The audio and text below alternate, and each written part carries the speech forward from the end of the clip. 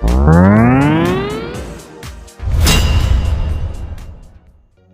and welcome to Centurions Corner, and come on baby, light my fire. So today we are going to be looking at these two guys. I could have done it in separate videos, but it's kind of like the same process.